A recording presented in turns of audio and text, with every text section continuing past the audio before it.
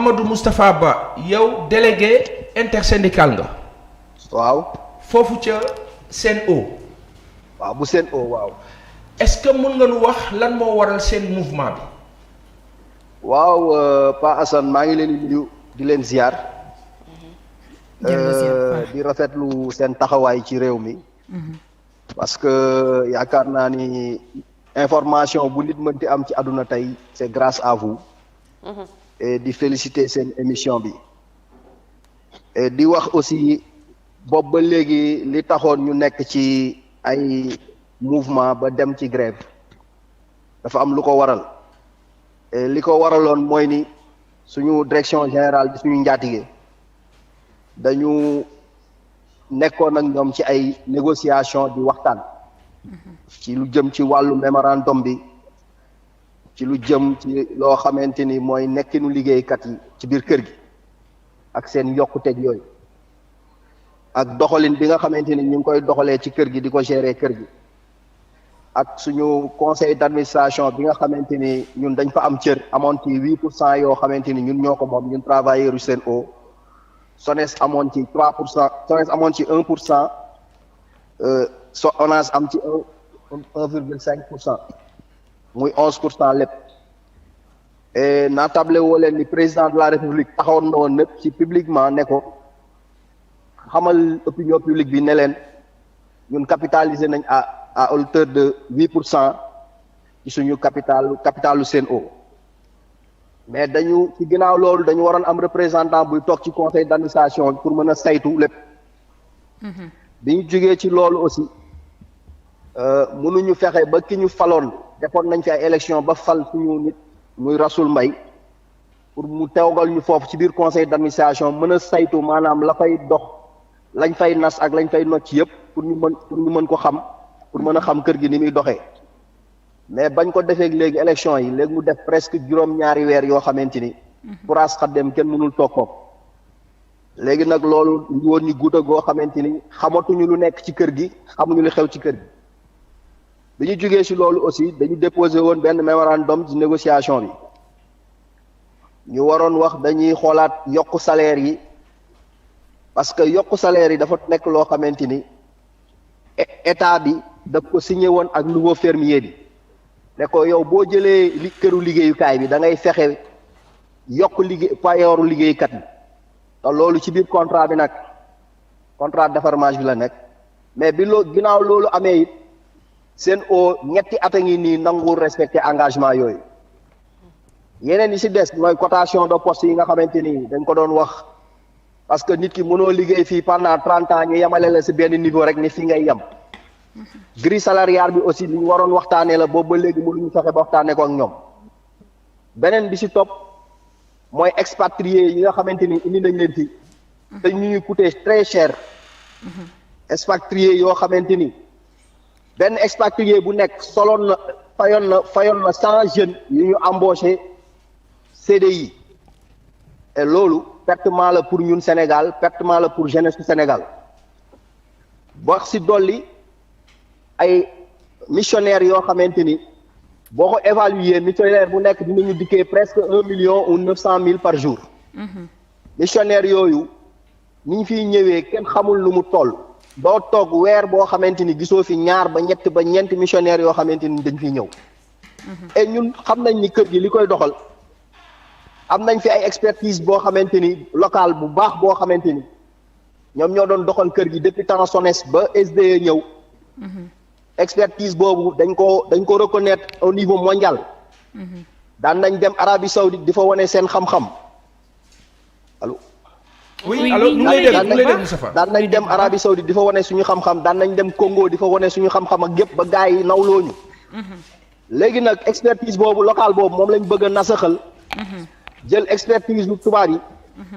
ñëw teg leen fii pour que ñu ñuy nooteel googu nag lañ dul nangu ñun. waa rawale googu ñuy rawale suñu alal ci seeni doomi réew yooyu ñun loolu lañ dul nangu tey ci Sénégal fii loolu lañ dul nangu ci biir Sen'Eau et di leen wax tamit ni décrété demoon nañu assemblée générale décrété 48 heures de grève depuis démb ba tey ñu ngi ci grève bi bi ñuy évaluer démb on a eu 85% de satisfaction ci grève bi. pour dire que kon mën nañu wax ni satisfaction totale la. parce que fépp foo mënti dem tey ci seen ci Sénégal. ñëpp dañoo banque seen loxo toog defuñu dara liggéeyuñu defuñu dara. Moustapha. te loolu. Moustapha dañuy xamal opinion publique bi. oui. ni ñun boobu ba léegi woowuñu ñu waxuñu pour jéem waxtaan ak ñun. ci problème bi ñu nekk. boobu ba léegi aussi dugal préavis bi commencé ba léegi ba grève bi commencé ba léegi amul kenn ku ñu woo du ministre bi du président de la république du direction générale bi nga xamante ni ñoom ñooy gérer ñun liggéeykat yi amul kenn ku ñu woo pour toog waxtaan ak ñun pour xool ni ñuy trouver solution léegi nag ñi ngi dem ci deuxième jour bi muy tey. waaw dinañ ko évaluer et incha allahu rabbi buñ ci amul gain de cause dinañ dem à la vitesse supérieure. mooy dinañ fexe ba nga xamante ni Dakar ak périmètre Sénégal yëpp fépp fu Sen'Eau nekk ndox du fa am ñuy xamal nag ni population bi ñun xeexu ñoog population bi bëgguñu lor population bi parce que ci population bi lañ bokk xeexu ñoog état bi bëgguñu lu lor état parce que am na ñuy mbubboo ni ñun dañuy def politique ñun dañuy def lii dañuy def lële. di ci dugal loo xamante ni bokk si ñun dañu am ay revendications yu ñuy revendiquer suñu biir kër da nga xam ni revendication yu légitime la lu ñu teg ci yoon waaye lépp aussi day reposer wu ci responsable yu état ministre tutelle Serigne Mbaye Thiam président de la république ak direction générale bi nga xamante ni moom moo fi nekk yor service bi nga xamante ni moom moo gérer ndox mi. Moustapha. waaw. benn laaj laa la bëgg a laaj. lan moo tax ndoxam Sen'Eau bi. di coûter cher sénégalais. waaw loolu lu ñuy wax la parce que boo gisee population Sénégal. mere nañu sax Sen'Eau même état bi ci boppam dafa mere Sen'Eau. liggéeykatu Sen'Eau sax dañoo mere Sen'Eau. kon cela veut dire que Sen'Eau li ñuy wax ni ñoom dañuy perte parce que daaw déclaré nañ ñu perte 4 milliards. ren aussi ñu ñaar déclaré waat ne dañoo perte te ñun dañoo bokk ci capital mais loolu day wane ni seen management bi ñuy gérer ni ñuy doxalee ni ñuy yoree kër gi dafa baaxul te teguwul ci anam woo xamante ni sénégalais yi mën nañ cee gis seen bopp ba ñun ñi fay liggéey mën suñu gis suñu bopp et loolu moo indi guuta gi nit population bi nekkee moo indi guuta gi nga xamante ni ñun liggéeykat yi ci lañ nekk. alors waaw maa ngi lay nuyu bu baax di leen encourager ci bataille bi nga xam ne tàmbali ngeen ko. ak li nga xam ne moom mooy grève bu donc Sen'Eau bi man li ma bëggoon a xam mooy. jàpp nañu ne ci seen ay plateformes revendicatives da ngeen di casse li nga xamante ne moom mooy augmentation de salaire waaye da ngeen di casse itam ay conditions de travail. est-ce que kon mënees nañu jàpp kon ne xëy na peut-être nekku leen ci condition yi gën pour mën a def seen liggéey et puis avant ngeen di tàmbali li nga xam ne moom mooy 48 heures de grève yi ndax njëkkee ngeen discussion waxtaan ak direction générale bi et bu ñu leen soutenirul ci xeex bi nga xam ne sóobu ngeen ko yéen seen grève bi ba fan lañ nar a jëm. waaw dama lay njëkk a tontu ci laaj bi nga njëkk a laaj. parce que dañoo jógee ci négociation boo xamante ni mu tagga témbe ñu ne leen léegi nañ dem ci fi mbaxane doonee benn. muy direction du travail mu nekk arbitre àtte ñu léegi bi ñu demee direction du travail. ñu am fa non conciliation. loolu moo ñu permettre ñu dugal suñu préavis de grève bu ñu commencé woon le 23 juin mu jeex le 23 juillet. léegi bi mu jeexee le 23 juillet app boobu yëpp kenn woowuñu pour waxtaan ak ñun. kenn woowuñu pour négocier ak ñun ci lenn lu dul di def lu leen neex ne faalewuñu ñii bon léegi ñun ci kaw loolu ñu dugal suñu préavis de grève décrété waa 24 heures yi mooy 24 heures ñu commencé ñu décrété léegi leneen li ci topp tama la koy leeral mooy ñun dañ fi nekk di liggéey ci kër gi pendant 30 ans am ñoo xamante ni dañu gérer woon ay postes yu am solo ñu jëlee ay nit ay expatriés fële muy doomu réew mi wala muy ak ay étrangers yoo xamante ni made in France lañ ñëw indi leen fi teg leen suñu kaw jël li nga xamante ni mooy suñu direction comptabilité dem jël benn cabinet expert teg leen ci direction comptabilité bi te ñi doon liggéey muy dox direction comptabilité bi ñu ngi fi fi may wax ak yow nii DRMC bi nga xamante ni ñoom ñoo yor maintenance tous les forages camion sax buy intervenir ci maintenance bi amuñu ko dañuy dem di def ay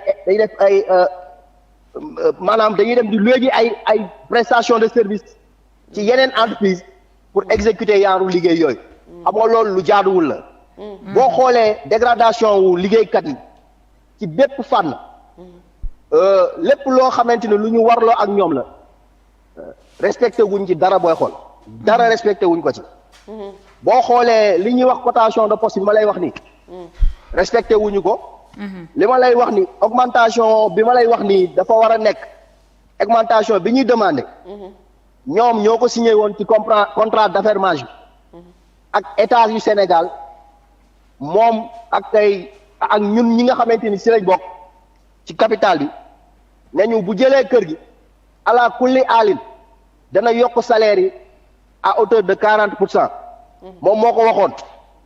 léegi nag loolu mu signé woon mais loolu la nangu respecté mais loolu nag dafa am loo xamante ni dañ ci gis ni dafa am lu ci nekk loo xamante ni tegul ci yoon. loolu lan la. mooy maanaam bañ ko signé. te war koo respecté. am na ñu ko signé loon muy état du Sénégal. état du Sénégal seede la ci loolu ñun seede lañ ci loolu. kon ki leen fi indi woon. wax leen dañuy ñëw ñu liggéey fi. war na leen woo ne leen engagement bi ngeen jëloon seen digganteeg liggéeykat yi respecté leen ko parce que contrat bi ngeen signé woon li ngeen signé woon da ngeen ko war a def. et loolu moom mooy yoon. Moustapha. waaw Moustapha. waaw maa lay dégg. kan mooy personne morale entreprise bi kan moo war a valider augmentation revendication yi. personne morale entreprise bi mooy Janine Arnal mooy directrice générale bi. français la. waaw français bi tubaab bi moom mooy directrice générale Janine Arnal moom mooy responsable ki nga xamante ni moom mooy DG bi moom moo am décision yëpp. waaw ginnaaw seen conseil d'administration. mais li ma li ci mën a wax leen. waaw. mooy ni moom ci boppam bépp bu ñu commencé négociation ba léegi nanguwul toog ak ñun daf ñuy yabal DRHTM moom la ñuy yabal pour ñuy waxtaan ak moom. te kooku noonu mu ñu yabal du suñu interlocuteur parce que xool nañ ba xool depuis boobu ba léegi lañ koy yabal ak lañ koy defloo France xaddem dara nekk ci loo xamante ni lu ñuy jëmale kanam la. lépp luñ ciy def rek lu ñuy delloo ginnaaw la. mais Moustapha. Moustapha. maa lay déglu waaw. mais la question mooy augmentation de salaire bi ngeen soxla. baa du jóge ci cher ndox mi ni mu cher nii ci sénégalais yi. waaw dëgg la ah Paasan li ngay wax nii dañuy dëggal li tax ñu war a mën a augmenter salaire yi parce que boo xoolee li ñu doon def ci production. dafa yokk xam nga KMS 3 bi mu ñëwee.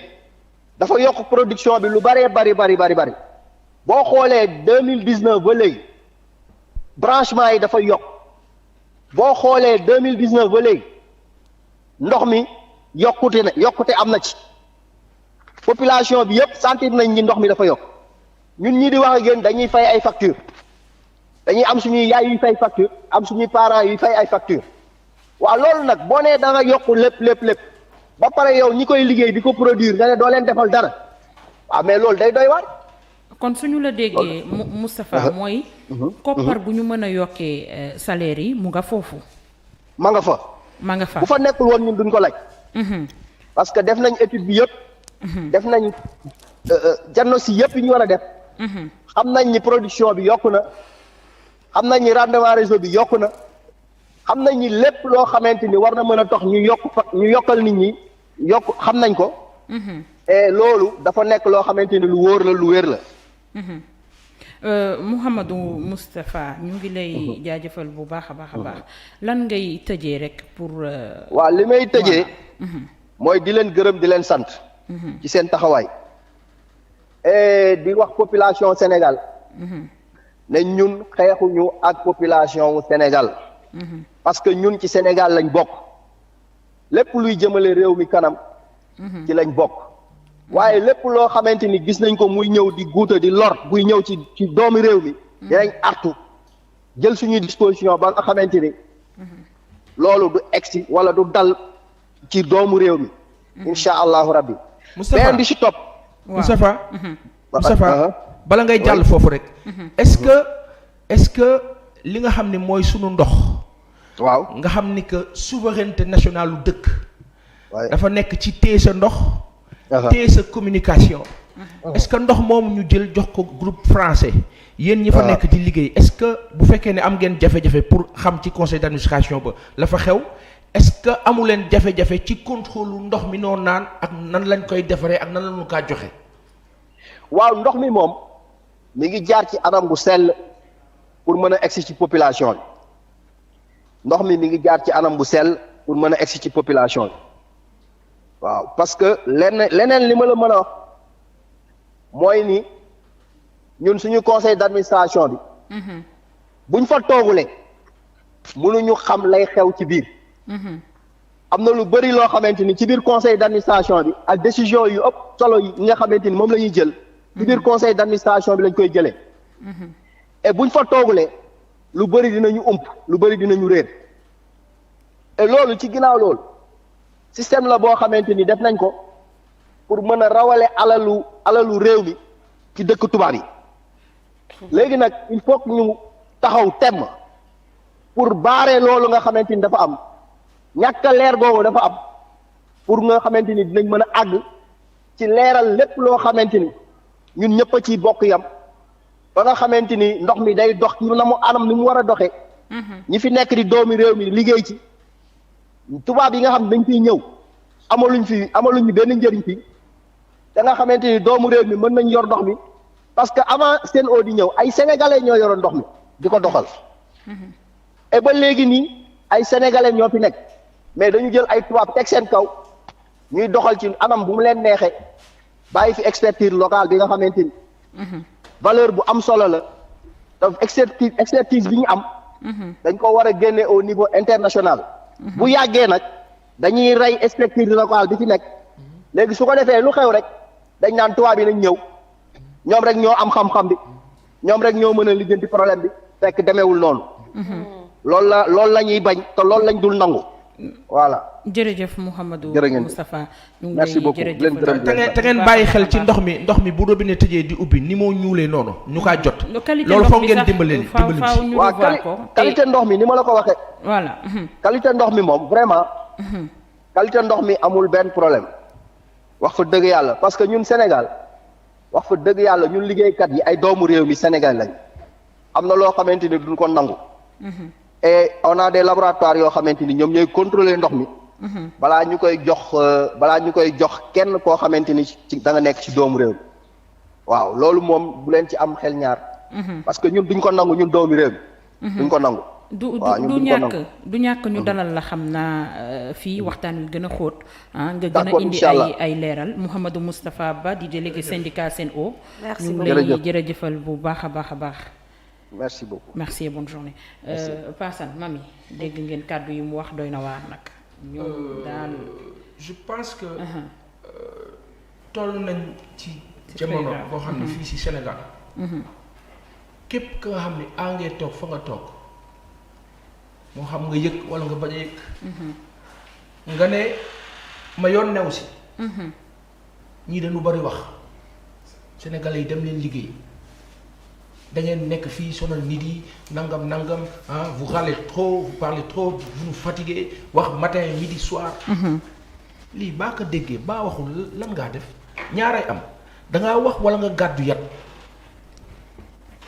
mais comment vous pouvez comprendre dëkk bu toll ni Sénégal nga jël ndox mi jox ko ab nasaraan nu kaa contrôler conseil d'administration ba ñi nga xam ne ñoo fa war a nekk war a xam la xew di ay sénégalais mënatul ñu xam la xew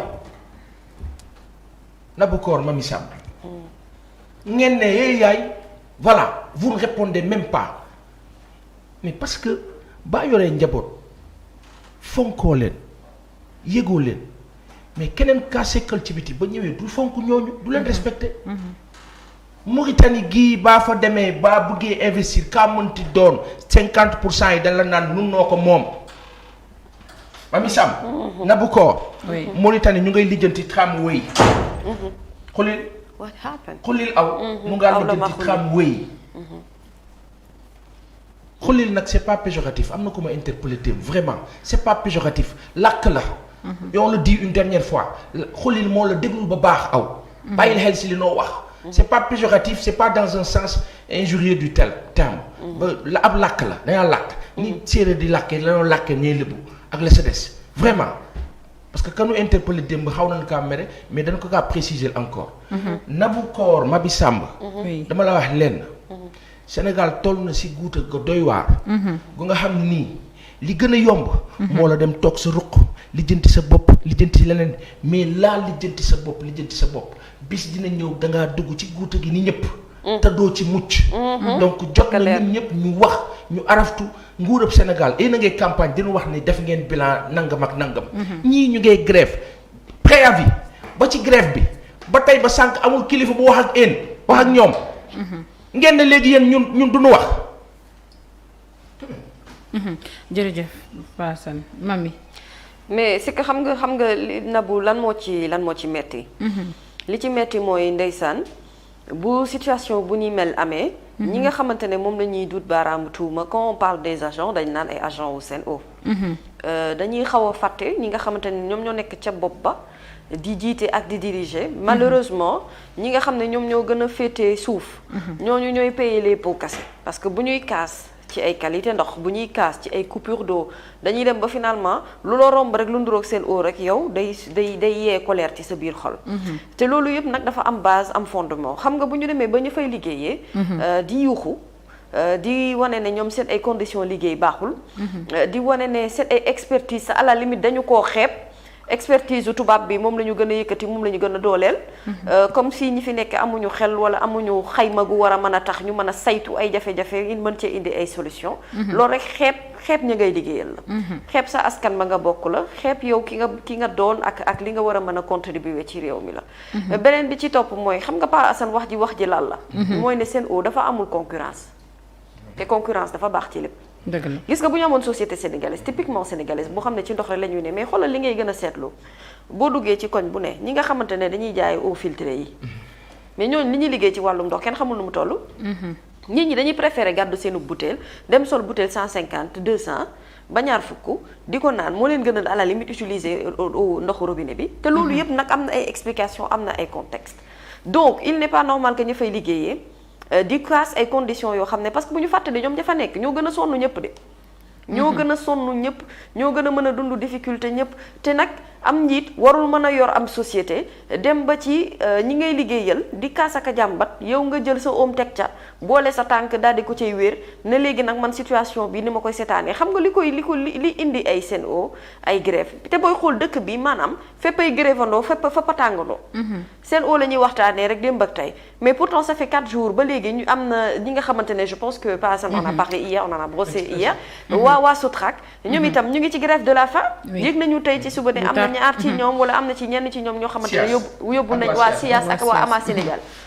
ñoom Sotrac SIAS Ama Sénégal ñoom ñëpp ñu ngi ci grève de la faim ci Liberté 5 boo xamante ne tàmbali nañu ko ci maanaam xaalis boo xamante ne bu ñu ko xaymaa xaw naa tollu 14 wala 15 milliards parce que ni ñuy expliquer mooy Sotrac tëj na depuis 1998 ci 14 milliards yi ñu leen ameloon 9 lañ leen deseel donc mu am ci koo xamante ne 1 milliard 500 lañ leen ameel xamata SIAS xaw ma Ama Sénégal ak keneen ki 2 milliards donc boo ko xaymaa daal loolu yëpp ci ay koppar loo xamante ne dañ leen ko war a jox te joxuñu leen ko boobu ba tey te pourtant ñoo tëj kër yooyee ñooñu nekk ci ay jafe-jafe di dund grève de la faim ba mu am ñu ci yóbbu hôpital te am na ñeneen ñu ci des donc xam nga réew mi li fi nekk lépp wóor na yàlla boo bëggee xëy di ko wax man damay ragal ci ngay yendu ci ngay gontu bu ëllëgee fajar bu ñuy ñëwee fekkaat la nga toogaat di ci wax ba tey te doo pare parce que problème la yoo xamante ne dañu ko mën a seetaan problème la yoo xamante ne dañoo mën a teg parfois yenn liggéeykat yi yenn difficulté yu taratar yi bu problème amee ci am kër li war borom kër ga mooy woo njabootam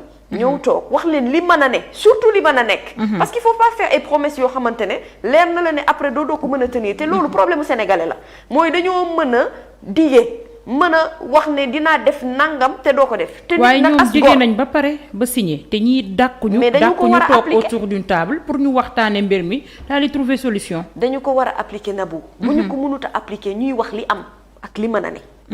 parce que njaboot itam boo koy jiitee da nga koy jiite ci dëgg njaboot itam boo koy dig da nga koy dig loo mën.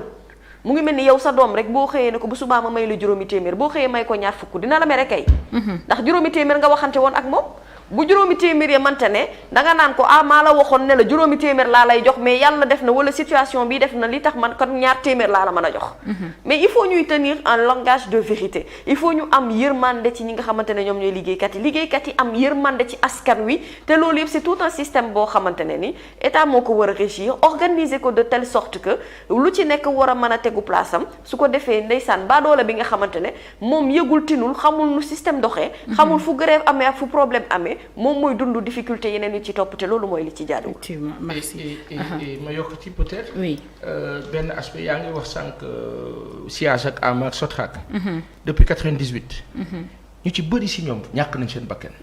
seen njaboot yee fi des ci waa SOTRAC ñu ci bëri bi gën a doy waar mooy au même moment fi nga waxee BRT fi nga waxee Prodac xaw ma fi nga waxee TER. fi nga waxee leneen ak la sa des. fi nga waxee les charges monumentales des dépenses dispendieuses de l'État du Sénégal xam nga mbir bi mbirab lan la. du question dangaa diggee af ba jot na mënoo de daa di sunu ay kilifa ci seen doxalin